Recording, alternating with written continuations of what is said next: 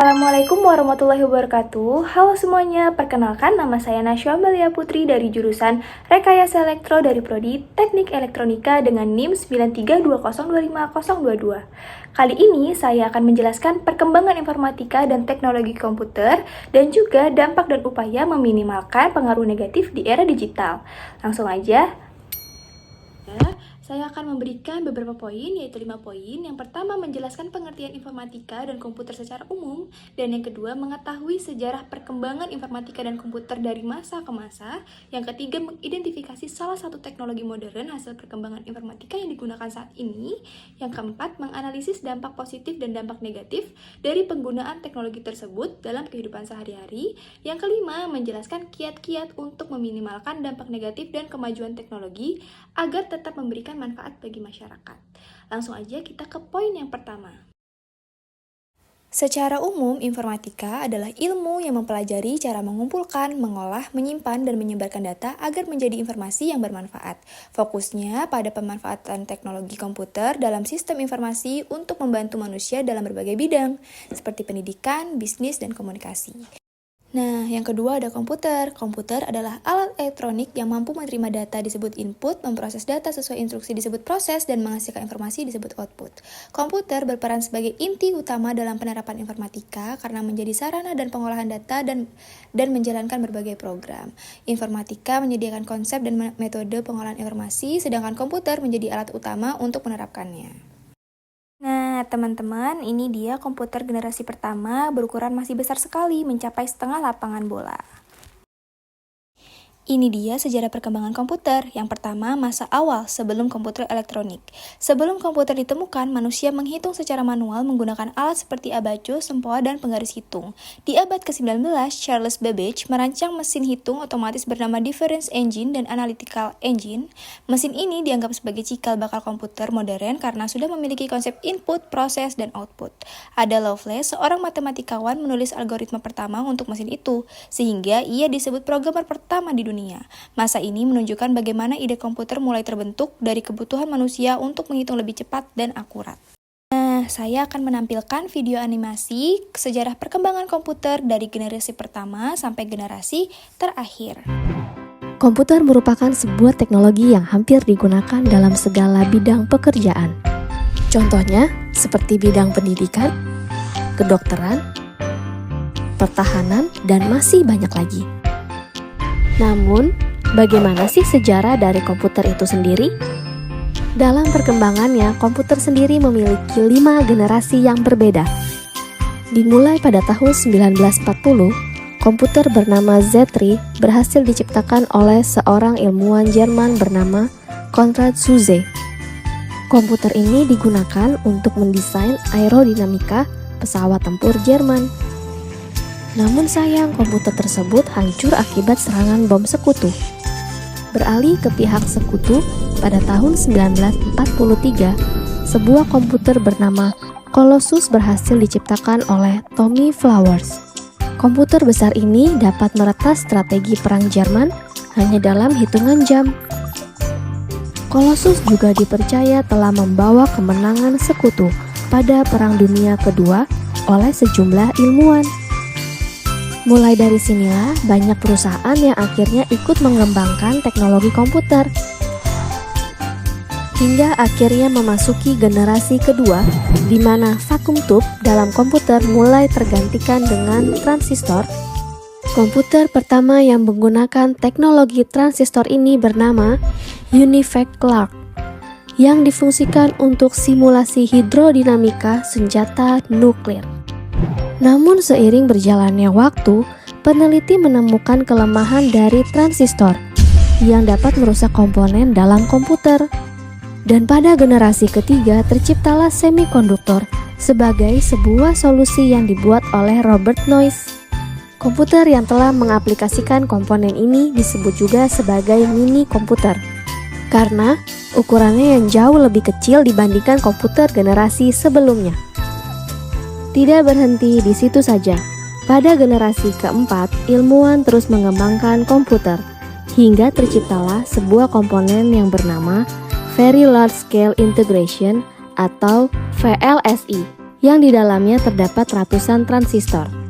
Komponen tersebut digunakan pada komputer sehingga membuat komputer lebih mudah diproduksi karena tidak melibatkan banyak komponen. Selain itu, harga komputer juga menjadi lebih terjangkau. Turunnya harga komputer yang drastis berhasil membuat penjualan komputer meningkat sangat pesat dari tahun ke tahun. Hingga akhirnya, pada tahun 1983, majalah Time menobatkan komputer sebagai sebuah hal yang paling berpengaruh pada masa itu. Memasuki generasi kelima, perkembangan komputer masih terus berlanjut.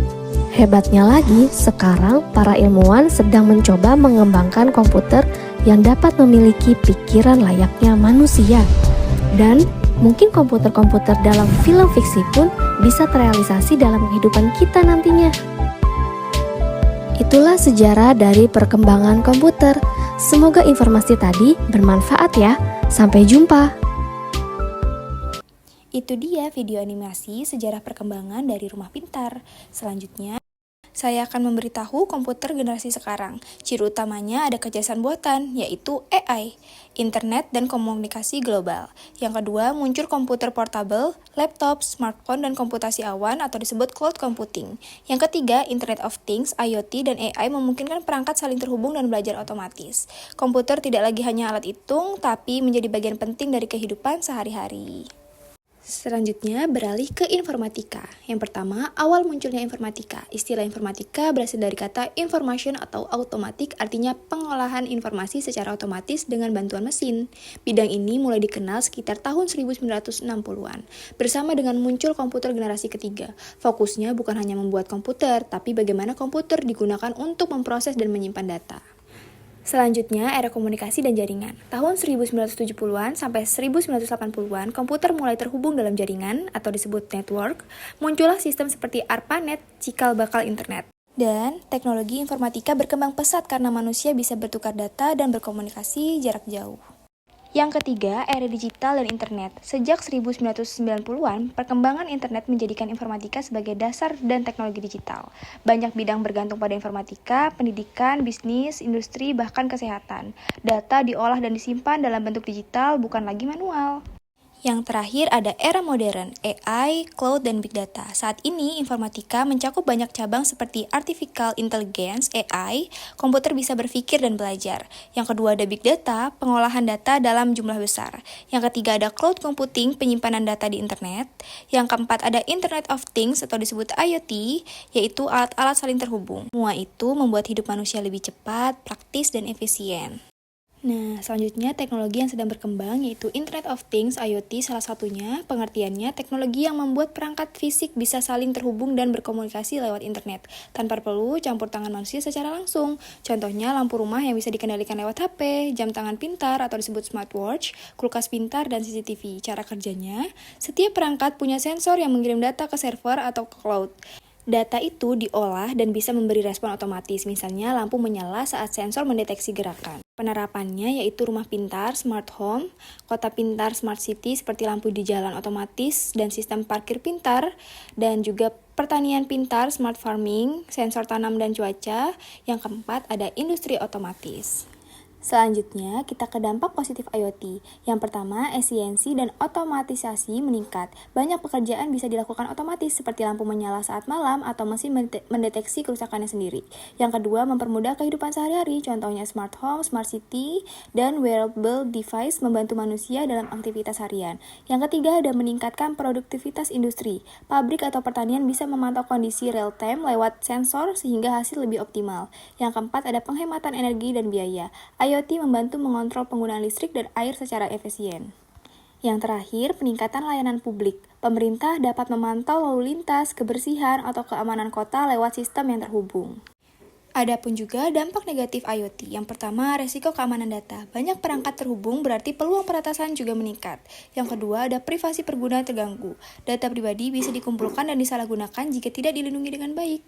Yang ketiga, ketergantungan pada teknologi. Jika sistem error atau internet mati, aktivitas bisa terhambat. Yang keempat, biaya awal tinggi. Penerapan IoT membutuhkan perangkat dan sistem yang mahal di awal. Yang kelima, masalah kompatibilitas dan standar. Tidak semua perangkat IoT bisa saling terhubung karena beda sistem dan produsen. Nah, ini dia kiat-kiat meminimalkan dampak negatif. Yang pertama, gunakan sistem keamanan yang kuat. Pasang firewall, antivirus, dan gunakan kata sandi yang kuat pada setiap perangkat IoT. Nah, selanjutnya, perbarui perangkat dan software secara berkala, update firmware atau aplikasi untuk menutup celah keamanan yang bisa dimanfaatkan hacker. Selanjutnya, batasi akses dan izin data pribadi. Jangan berikan izin akses yang tidak perlu pada aplikasi atau perangkat yang terhubung ke internet. Yang selanjutnya, gunakan jaringan yang aman. Hindari menghubungkan perangkat IoT ke Wi-Fi publik. Lebih baik gunakan jaringan pribadi atau VPN. Selanjutnya, edukasi penggunaan tentang keamanan digital. Pengguna harus paham resiko dan cara menjaga privasi saat menggunakan perangkat pintar. Selanjutnya, pilih perangkat dari produsen terpercaya. Pastikan perangkat memiliki standar keamanan dan dukungan pembaruan resmi. Nah, yang terakhir, atur penggunaan teknologi secara bijak. Jangan terlalu bergantung pada otomatisasi. Tetap gunakan kontrol manual jika diperlukan. Nah, kesimpulannya, perkembangan informatika dan komputer telah membawa perubahan besar dalam cara manusia bekerja, belajar, dan berinteraksi. Dari sistem komputasi sederhana hingga teknologi modern seperti IoT, Internet of Things, semuanya menunjukkan bagaimana inovasi terus berkembang untuk mempermudah kehidupan. Meski membawa banyak manfaat, kemajuan ini juga menuntut tanggung jawab dalam menjaga keamanan, data, etika, dan keberlanjutan teknologi. Dengan pemahaman dan pemanfaatan yang bijak, teknologi informatika dapat menjadi kekuatan utama dalam membangun masa depan yang lebih cerdas, efisien, dan manusiawi. Berikut dari saya, mohon maaf jika ada salah kata dan salah pengucapan, mohon maaf jika banyak kekurangan. Wassalamualaikum warahmatullahi wabarakatuh.